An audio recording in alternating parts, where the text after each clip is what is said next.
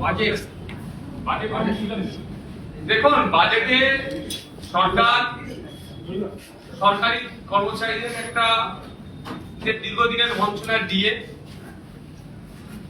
20% increase করেছে, কিন্তু সমকাজের সমবেতনের যেটা পর্যায়ে আছে সেক্ষেত্রে কিন্তু আর যারা কন্ট্রাকচুয়াল সরকারি কর্মচারী যারা ছিলেন, যারা কন্ট্রাক্টে ছিলেন, সরকারি কাজ করতেন, তাদের সেভাবে দিশা দেখাতে পারে।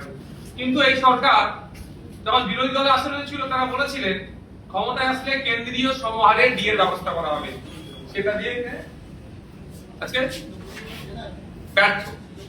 শুধু তাই নয়, সিভিক ভলেন্টিয়ার থেকে শুরু করে আশাকর্মী যারা আছে তাদের কিছু হয়তো সাম্মানিক বাড়ালেও আমরা যদি আশাকর্মীদের বিভিন্ন রাজ্যে দেখি, তাদের ক্ষেত্রে যে যারা যে সাম্মানিক পায়, আমাদের রাজ্যে সেই অর্থ পায় না।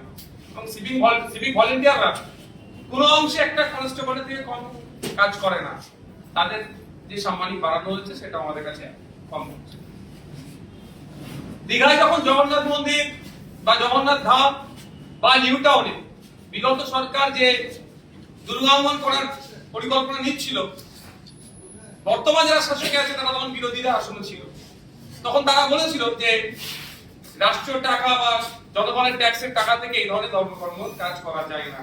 আর আমরা দেখছি এই বাজেটে বিভিন্ন ধর্মস্থানে সংস্কার থেকে শুরু করে বিভিন্ন প্রজেক্ট হচ্ছে, ঘুরে ফিরে সেই মানে জাস্ট মানুষই এক তো শুধু ড্রেসটা চেঞ্জ করাচ্ছে না দেখতে পাচ্ছি। যে বিষয়টা লক্ষ্য রাখছি, অনেক প্রতিশ্রুতি দিয়েছে এখানে, ব্লু ইকোনমির কথা বলেছে, সুনীল অর্থনীতির কথা বলেছে, অর্থশাস্ত্রীদের কথা বলেছে, কিন্তু বাস্তবিক অর্থে এটা কতটা রূপ পাবে সেটা এখন দ্বিধাদ্বন্দ্বের মধ্যে আছে।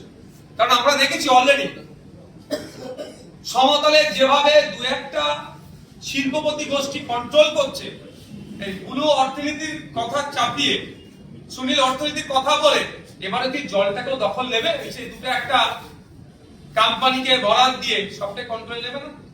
আর ম্যাক্সিমাম জায়গা দেখলাম পিপিপি মডেলের কথা বলা হচ্ছে, শুনতে খুবই ভালো লাগে, পাবলিকের উপরে পাবলিক এখানে ইনভলভ হচ্ছে, কিন্তু এখানে সেই ধরনের পলিসি আমি দেখতে পাই না, যেটা আমাদের পাড়ার যিনি মাসে ৬,০০০ টাকা ইনকাম করতে তার অনেকটা কষ্টকর হয়ে ওঠে, সেও এই সরকারি পিপিপি মডেলের সে অংশগ্রহণ করতে পারুক, এ ধরনের মডেল নাই।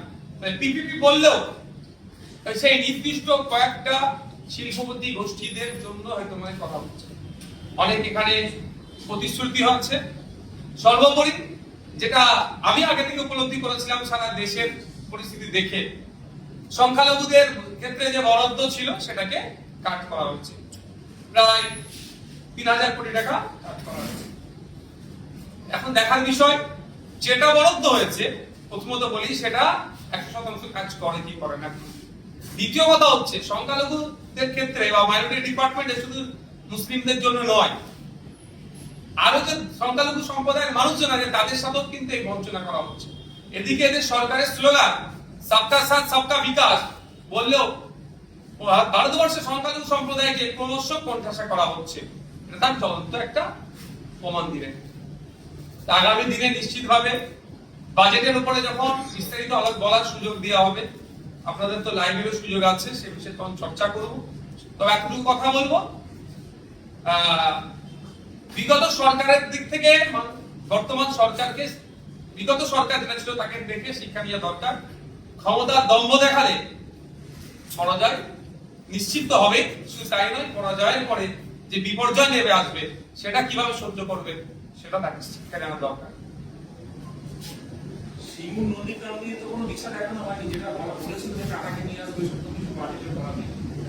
গভর্নর স্পিচের উপরে নন্দীগ্রামকে নিয়ে চর্চা হয়েছে, সিঙ্গুরকে নিয়ে চর্চা হয়েছে, নন্দীগ্রামের জন্য শুধুমাত্র একটা ব্রিজের নির্মাণের কথা উল্লেখ আছে।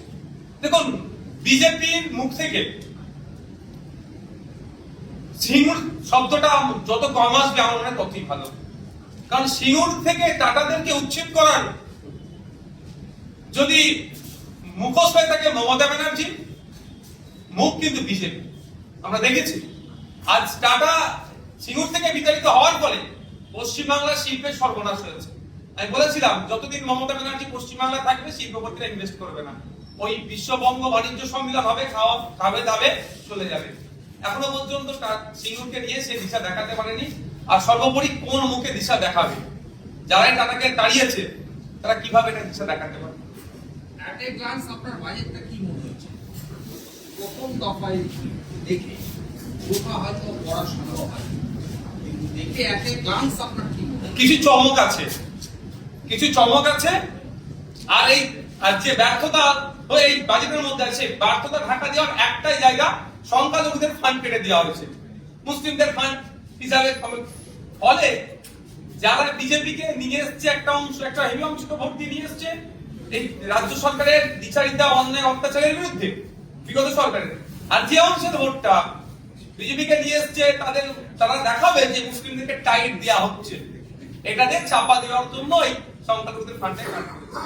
আচ্ছা, নির্দিষ্ট করে এই কোশ্চেনটাই করবো। সংখ্যালঘু দপ্তর, মাদ্রাসা শিক্ষা দপ্তর, তার যে বরাদ্দ তার প্রায় 50%-এরও নিচে নেমে গেছে। আগের সরকারের এই যে বরাদ্দ ছিল এবং এই সরকারের যে কমানো হতো আগের এবং এখন কিভাবে বিশ্লেষণ করবো? দেখুন, এই বাজেটের যে সমস্ত দিকগুলো ব্যর্থতা আছে, দুর্বল জায়গাগুলো ঢাকা দেওয়ার অস্ত্র ওটাই, আর কোনো চর্চা হবে না, ওটাই অস্ত্র। এই দুর্বলতা ঢাকা দেওয়ার জন্য সংখ্যালঘুরা রেডি আছে, এক নম্বর। দ্বিতীয় কথা, সংখ্যালঘুদেরকে মানে সংখ্যালঘু মুসলমানদেরকে টাইট দিতে গিয়ে বাকি যারা সংখ্যালঘু সম্প্রদায়ের অন্তর্ভুক্ত তারা আজকে টাইট হচ্ছে। তৃতীয়ত, যে বাজেটটা আজকে রেখেছে একটু আমি চরম বিরোধিতা করছি, কারণ প্রত্যেকটা ডিপার্টমেন্টের বাজেট বাড়লো, সংখ্যালঘু ডিপার্টমেন্টের বাজেট কমে গেল, এটা আমি চরম বিরোধিতা করছি এবং এটা নিয়ে বিবেচনা যাতে করা হয় সেটারও আমি চর্চা করব।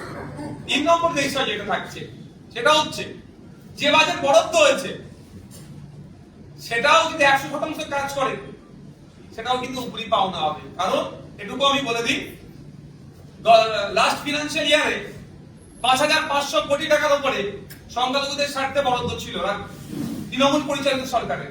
কিন্তু তথ্য তুলে দেখা যাবে লাস্ট 4টি যদি আপনি অর্থবর্ষ দেখেন 50% এরা খরচে কভার করেনি যা বরাদ্দ থাকে।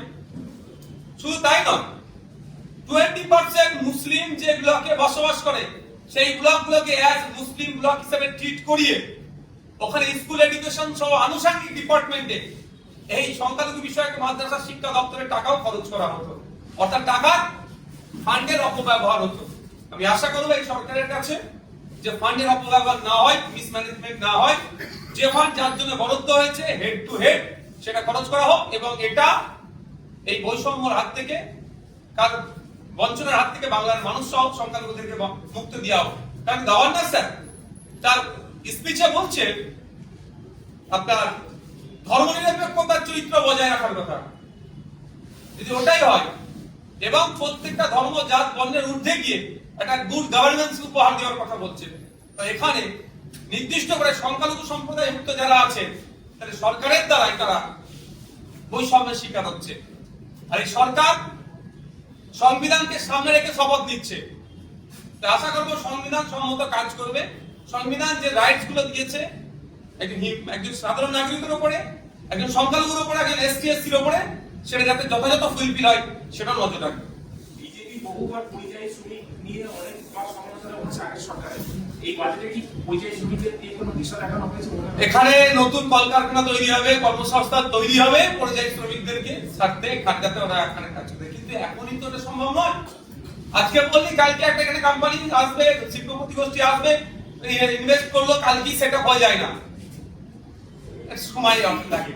এই মুহূর্তে পরিযায়ী যারা আছেন তাদের বিভিন্ন ভাবে ভিন রাজ্যে যারা আছে তাদের প্রোটেকশন দেওয়ার ব্যাপারে কোনো শব্দ খরচা করলেন না।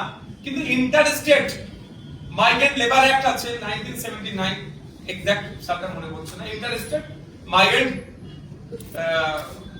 ওয়ার্কম্যান লেবার অ্যাক্ট আছে। সেই অনুযায়ী যে আমার রাজ্য থেকে একজন শ্রমিক ভিন্ন রাজ্যে যাচ্ছে তার সমস্ত রকমের নিরাপত্তা থেকে শুরু করে চুক্তি যেটা সেটা যাতে ফুলফিল করে, ভিন রাজ্যের সাথে কেমন যোগাযোগ থাকবে, ভিন রাজ্য থেকে আমাদের রাজ্যে যদি কেউ কাজ করতে আসে তার ক্ষেত্রে আমরা সেই সিকিউরিটি দেবো, নিরাপত্তা দেবো, সে নিয়ে কিন্তু কোনো চর্চা হলো না। কিন্তু ভোটের সময় সেই সময় ভিন রাজ্য থেকে ভোটারদেরকে নিয়ে আসা, তদারকি করে নিয়ে আসা, তাদের জন্য স্পেশাল ট্রেন অ্যারেঞ্জ করা, সবটা হলো, তারা ভোট দিল, তাদের ভোটের জন্য একটা অংশের ভোটের থেকে সরকার পরিবর্তন হলো, কিন্তু সরকার পরিবর্তন হয়ে যাওয়ার পরে তাদেরকে নিয়ে সেই অর্থে আর চর্চাই হলো না।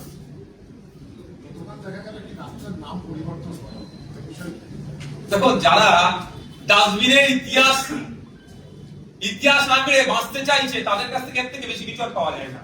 হোসেন শহীদ সোহরাওয়ার্দী আর হাসান সোহরাওয়ার্দীর মধ্যে যারা ঠিক না করতে পারে তাদের কাছ থেকে আর বেশি আশা করাটা আমাদের বৃথা। ঠিক যেভাবে ওই 1 লাখের ফ্রিজের মধ্যে নাকি গোমাংস ছিল, পরে টেস্ট করে দেখে যে ল্যাবরেটরিতে ওটা গোমাংস নয়, কিন্তু তাকে তো খুন করে দিল, ঠিক এটাই হলো। এর বাইরে কিছুই নয়। সংখ্যাগরিষ্ঠ যেখানে সংখ্যালঘু সম্প্রদায়ের মানুষ একটু বেশি বসবাস করে, সেই জায়গাটায় নামটা পরিবর্তন করলো, কাকার নাম হলো কি আর চাচার নাম হলো, ব্যাপারটা নয়, পরিবর্তন করে এই যারা উগ্র মানসিকতা নিয়ে চলছে তাদেরকে একটু অক্সিজেন দিল। আর এই সরকারের ব্যর্থতা যত এই 1.5-2 মাসে যেটা হয়েছে সেটাকে ঢাকা দেওয়ার চেষ্টা মাত্র, আর কিছু নয়। আমরা আশা করবো, আমরা চিফ মিনিস্টারকে চিঠি করব যে অবিলম্বে যে হাসান সোহরাওয়ার্দীর যে অবদান, সে অবদানকে স্বীকৃতি দিয়ে তার নামটা পুনরায় আবার সেখানে ফিরিয়ে আনা হবে।